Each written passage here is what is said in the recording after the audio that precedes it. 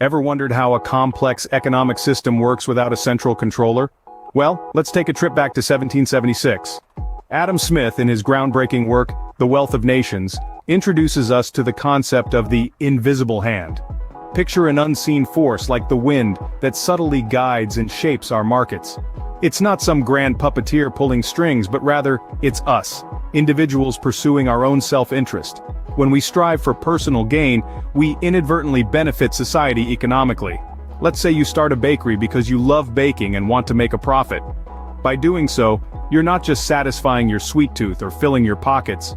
You're providing jobs, contributing to the local economy, and supplying delicious pastries for the community. And all this happens without a centralized authority directing your actions. So, it turns out, our individual pursuits might just be serving a greater good. Have you considered why specialized roles exist in the workplace? Adam Smith, in his intellectual masterpiece, The Wealth of Nations, delves into this question through the concept of the division of labor. He posits that breaking down complex tasks into simpler ones significantly enhances productivity, akin to the cogs and gears in a well-oiled machine. Each role, each task, acts as a separate component of this machine. By concentrating on a specific part, workers develop expertise and efficiency, which in turn accelerates the overall production process. This division of labor isn't just about making tasks easier or quicker.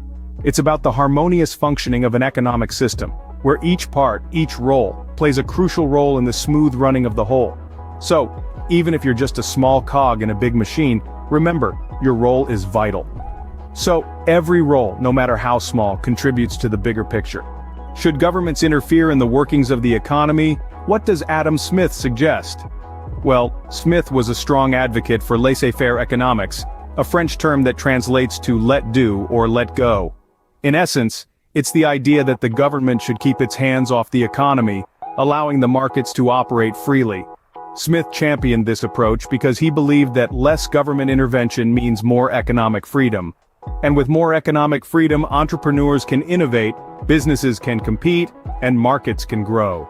This hands-off approach allows the invisible hand of the market to do its work, guiding resources to their most productive uses. Moreover, Smith contended that this free market approach would lead to greater economic growth. He argued that when individuals are free to pursue their own self-interest, they unintentionally promote the well-being of society as a whole. So, it seems freedom might just be the key to economic prosperity. What defines a nation's wealth? Is it the gold and silver in its vaults? Well, Adam Smith had a different perspective.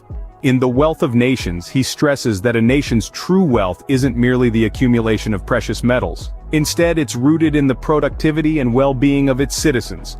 Think about it. Gold and silver are just symbols, representations of value.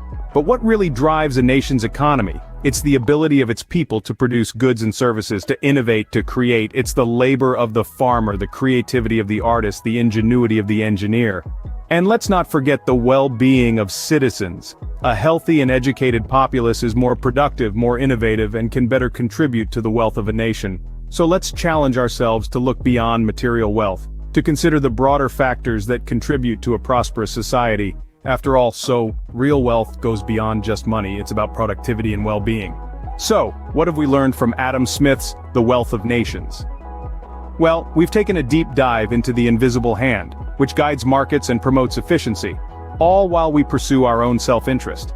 We've explored the division of labor, a concept that highlights the power of simplicity in enhancing productivity and efficiency.